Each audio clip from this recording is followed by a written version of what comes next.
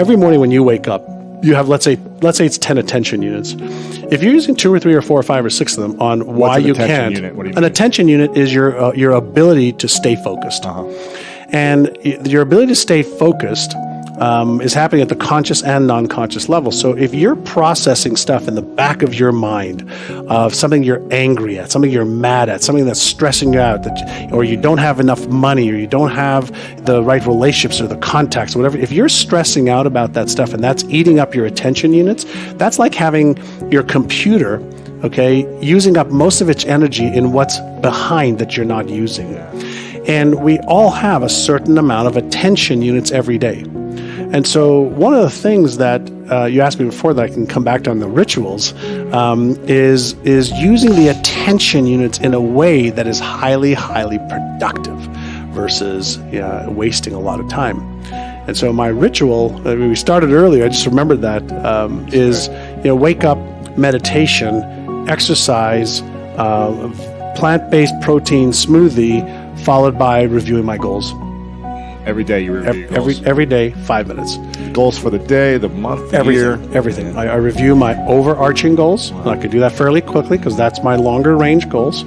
I can review the emotions that I want because I'm committed to having those emotions every day and feeling a certain way every day. And then I take a look at from 5 years out, 3 years, 1 year, 90 days, 60 days to today. Wow. And so I just review it. And what happens? Piece of paper, the iPad, laminated and on my computer. Really? Yeah. And I have it in a booklet also. Really? So when I travel, it's really easy. Do you have it with you? No. It's a pretty big. Gotcha. Yeah. It's like a little manual. You'll have to send me a photo. So I can see it. Yeah. I'll send you. It's called My Exceptional Life Blueprint. I like it. And so the question many people may ask is why? Why would you do that? Well, because you're having 35 to 50,000 thoughts a day. Right? And your brain isn't certain like what's really important, what's not. But if you instruct your brain that something is really important, whether it's something you don't want or something you do, it will actually pay attention to you. Right. So by priming my brain early every day, here is what I want you to focus on. Here are the emotions I want you to express through me. Here's the behaviors that I need to take. Then I am on a daily basis setting the course for what I want my brain to focus on. I'm cognitively priming the pump. And if I do it one day, that's great. If I do it 60 days, 100 days, my brain goes, hey, I'm just going to make this freaking automatic because I want to conserve energy. Right? I'm just going to make it automatic. So not only will you focus on it consciously, I'm just going to make everything happen behind the scenes to help you see, think, and feel things that are congruent with what you're trading your life for and what you want to achieve. So I'm just using the system better. Think about what is a belief. And let's go to, again, I just like to go to the neuroscience field because it's just my passion now, is a belief is nothing more than a group of cells that have been connected and then reinforced. And we have two types of beliefs. We have beliefs that Really fast, I'm going to stop you there because that's so important. Yeah. And so different than I would have expected. I think when people hear belief, it is believe in something that is true, which did not enter into your definition. No, we believe, whatever we believe is truth for us, but it's not the truth. That's really interesting. Right, but we have been conditioned. If we go back a little bit to what we talked about earlier about, when you were a baby, when you were born, what belief did you have? 0. Goose egg, 0, not 1. And so you learned what to believe and how to even formulate your beliefs, chances are from parents, teachers, brothers, sisters, television, maybe when you read some books, right? And we behave based on what we believe. So we might be behaving our lives away based on false or inaccurate or disempowering beliefs.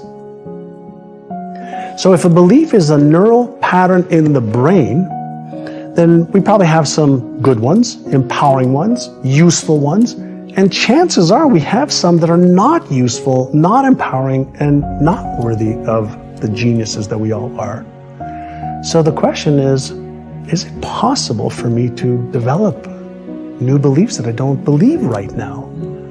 The answer is yeah. I want to separate like behaviors and emotions. So usually when people say they're having a bad day, Sure, certain things may have gone wrong or something that they tried to do, didn't work out. All information and experiences are processed at the non-conscious brain first, and then it gives rise to something we call a feeling. So emotions are processed non-consciously. The electrical and chemical reaction to that is called a feeling.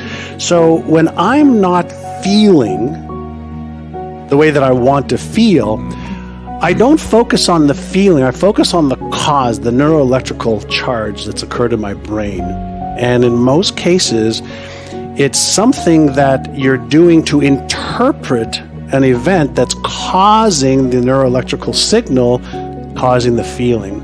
So in meditation, for example, why do you meditate?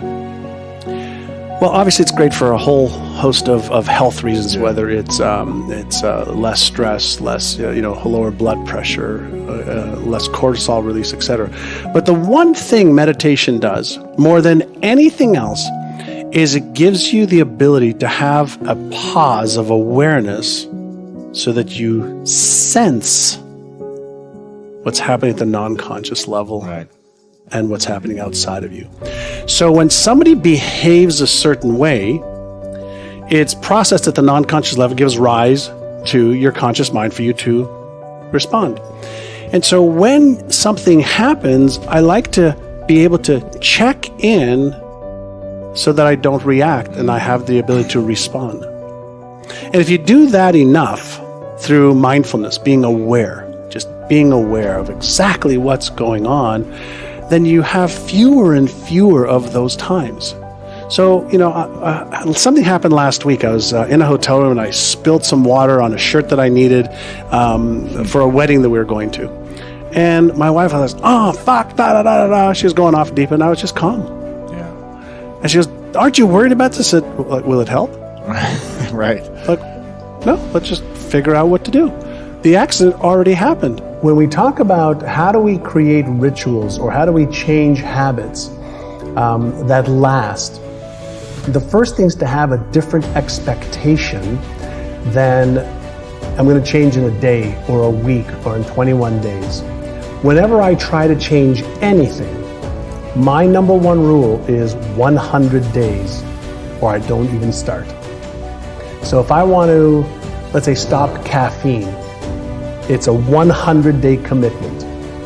So first I make longer-term commitments, and then I design a plan to retrain my brain around the expectation of following through. I make pre-commitments in advance. So if I say, let's say I'm going to stop drinking coffee. I say, okay, I'm going to stop drinking coffee. I commit to it for 100 days. And then I write out, well, what will you do in the morning when you wake up and you want a coffee?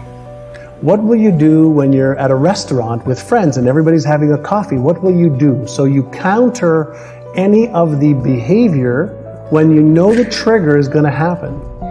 Every habit has three parts to it. There's something that triggers the emotion, there's the behavior, and then there's the neurological and biological reward. So when you understand the habit part of any ritual, you understand that because we are conditioned a certain way, we're going to have a trigger, whether it's a flower, whether it's waking up, whether it's a girl or a guy or children coming home. It triggers a response in the brain or reaction in the brain. Well, if we change the behavior over the course of 100 days, we'll still get the reward.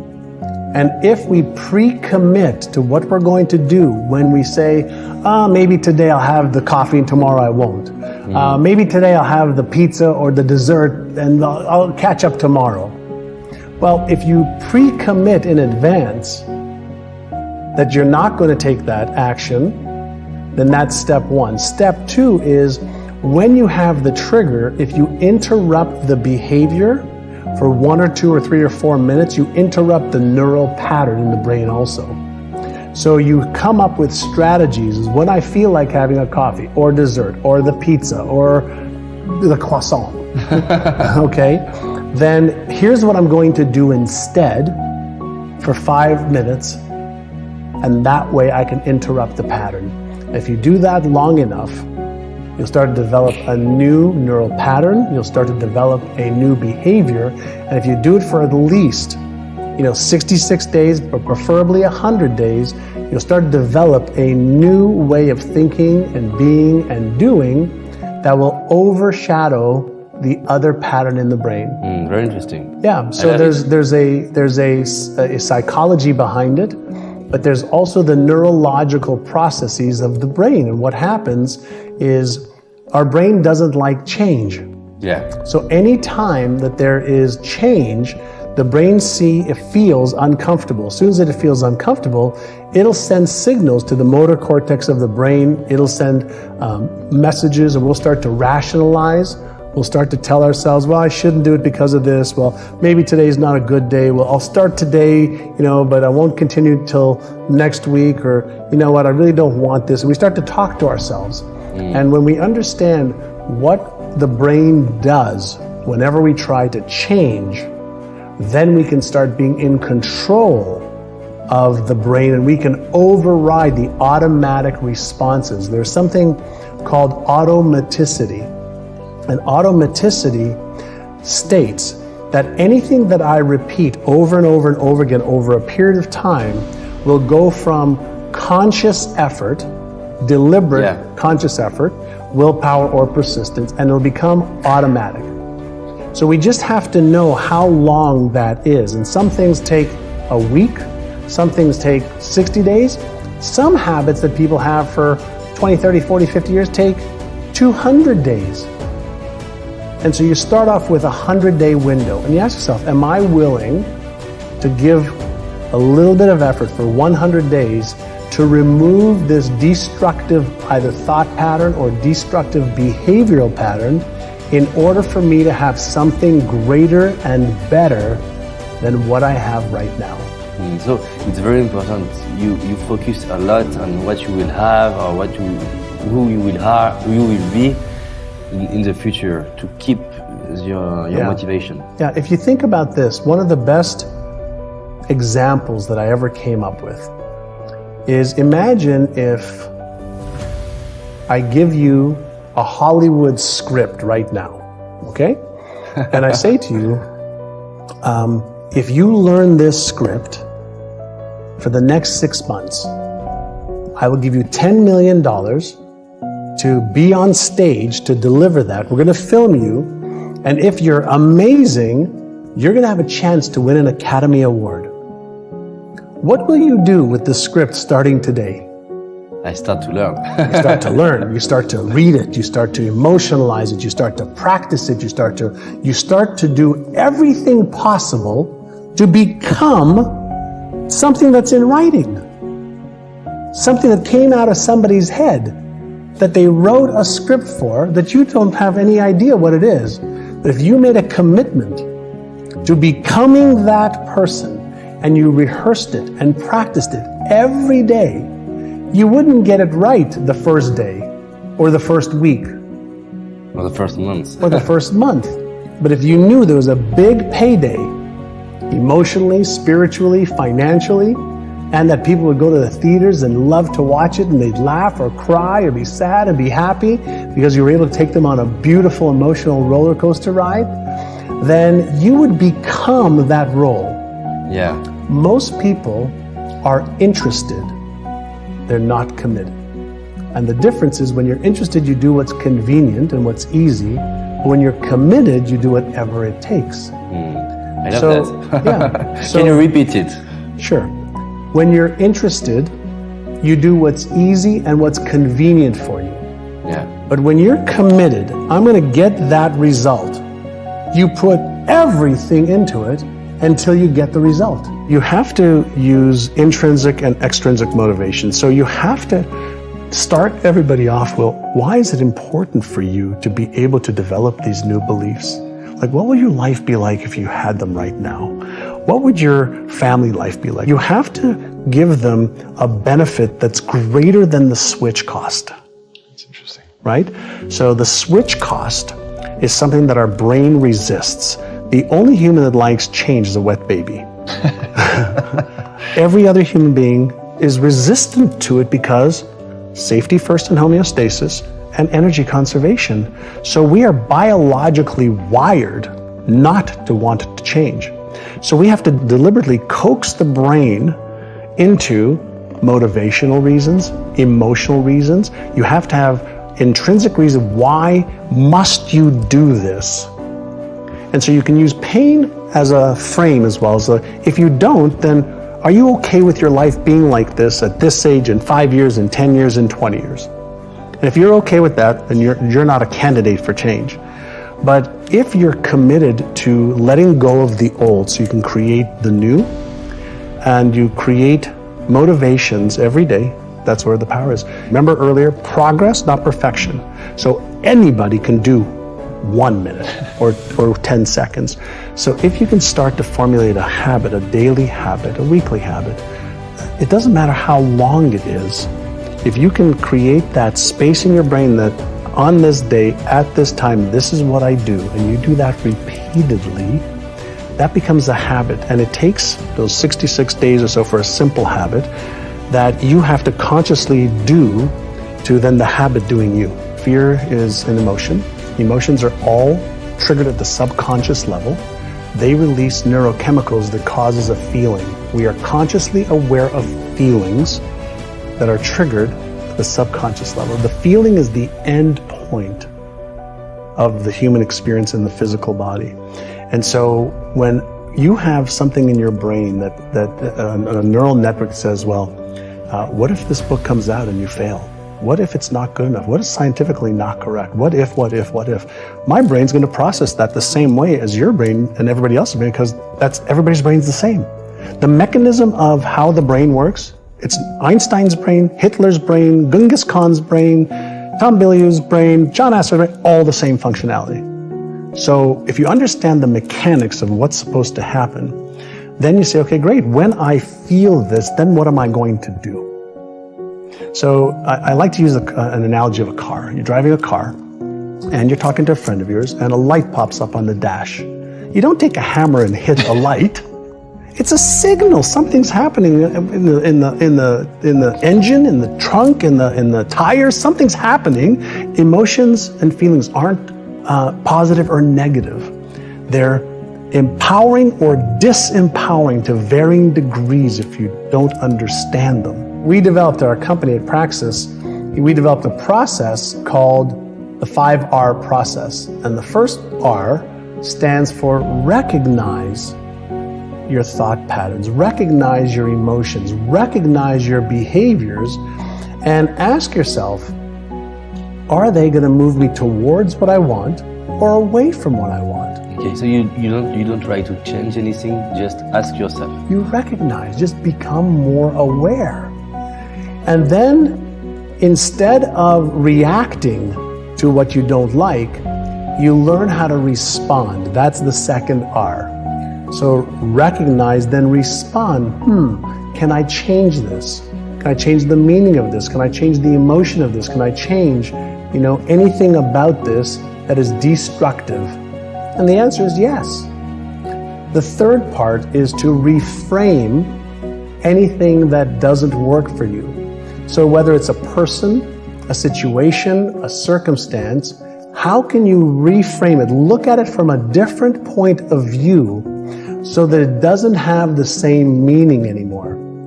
And one of the things that we know is the meaning that we give anything determines how we feel about it. Yes. The meaning we give it, nothing has a meaning independent of our own thoughts and meanings. So can we reframe something, look at it a different way, emotionalize it a different way, so that we can use it as opposed to it using us? The fourth part is when we're feeling a negative or destructive emotion, can we, through breathing exercises, through reframing, release that emotion? Because every emotion is a wave.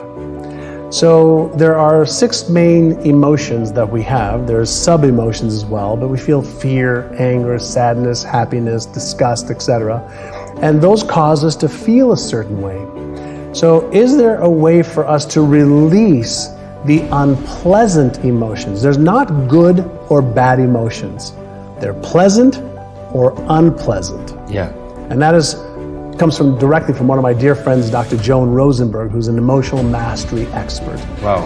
And so when you think about, is this emotion pleasant? Yes, okay, good, let's do more of that. Is this emotion unpleasant? Okay, well, what's causing it? Usually what's causing it is something from my past that is telling me that whatever is happening. Maybe I can reproduce it. Well, if it's a unpleasant emotion, usually it's a memory from the past versus reality.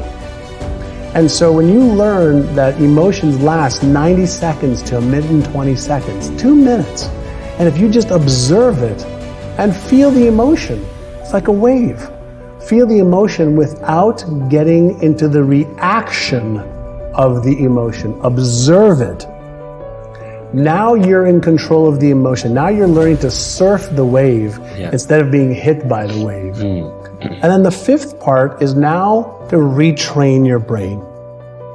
So recognize, respond, reframe, release, and now I want to retrain my brain to have a different thought pattern, a different emotional response, and a different behavior, so that I change the pattern in my brain so it doesn't happen again. And if you do that 1 time, 5 times, 10 times, 20 times, the same thought or the same emotion or the same circumstance won't have the same power to cause you to freeze or run away or fight. Now we're starting to get in control. Yeah, it's great. Of Great our process. I love it. of our own brains, our own emotions, and now we can start to use the spiritual side of our being, the higher side of our being, to move towards the greatness that I think is within every human being. In the past, I used to teach and also do visualize my goals. Whether it was my body, health, relationships, money, charity, whatever. I used to visualize the outcome. And some of the latest research now shows, in addition to visualizing the outcome, visualize the obstacles. And in the past, when we talk about this law of attraction, no, don't visualize the obstacles, you attract them to. No, your brain's way smarter than that. So if you have, whether it's a belief that's in your way, a story that's holding you back, a circumstance, references, something that's holding you back from achieving X. So take a look at whatever it is that you already know is holding you back. I don't believe I'm worthy. I don't believe I'm smart enough. Don't believe I'm good enough. Don't believe I'm skilled enough. I'm too young, too old. I'm too this or too that, or not enough of this, not enough of that. So address that and say, okay, here's an obstacle. I'm going to visualize that obstacle being real, and I'm going to visualize just moving it aside and me moving towards my goal. The very act of acknowledging that releases the neural tension around it. If you do that over and over and over again, what your brain starts to see is, yes, there was a struggle, and so it's worthy of me creating this neural pattern around this new effort. Right. Because most of what we're doing is, we're on autopilot. We're just eking through the day, on autopilot.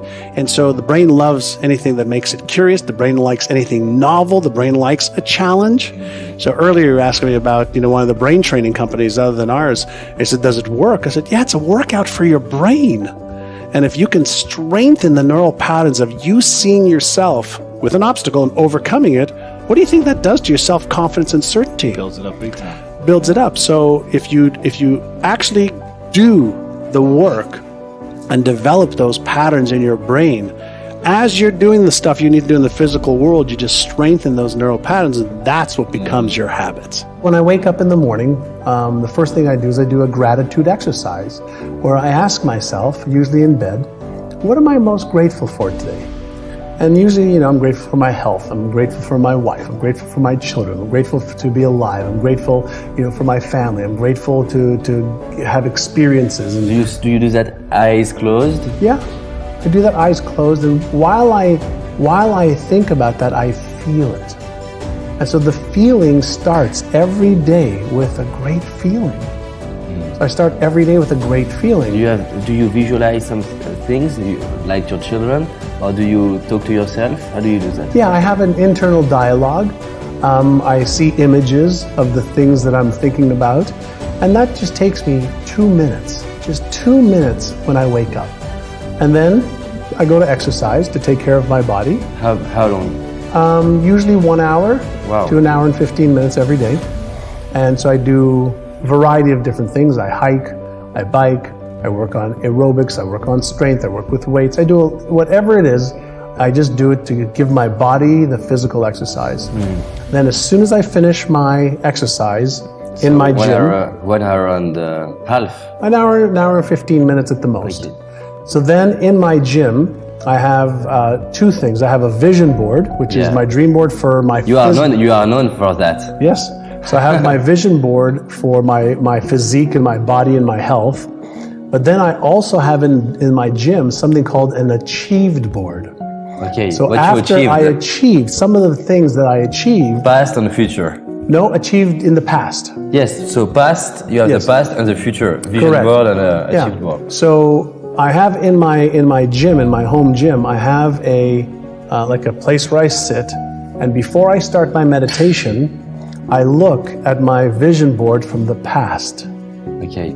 So I get connected to the different things that I've been able to achieve, and I remember every day when I set my mind and my focus to achieving goals, I can achieve all of my goals. But what I also do is I reinforce. Most people focus on what's not working. This isn't going well. This didn't work.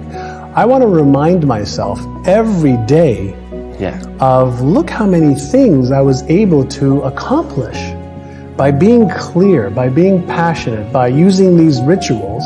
So before I go into my meditation, which is with my eyes closed, I look at my achieved board. I get emotionally associated with it to remind myself that when I set my mind to achieve something, I can do it. And then I look across, because I have a mirror in the gym, and I look across and I say, I love you just the way you are. And I said, I accept you just the way you are, with all of your skills and passion and faults and insecurities and doubts and fears. I accept you just the way you are. Wow. And I smile, and then I close my eyes, and I do about a 15-minute meditation. Wow. And in my meditation, sometimes I have no thoughts, where I'm just one with the universe and everything. Centered. Other times, I'll just follow my thoughts, and I'll just pay attention, be mindful of where are they going this morning? Where are they going today? So I'll follow my thoughts, and I'll just follow them. Other times, I'll follow a thought and say, release that one. And follow another thought and say, release that one. So I am teaching my brain that I'm in control of my brain.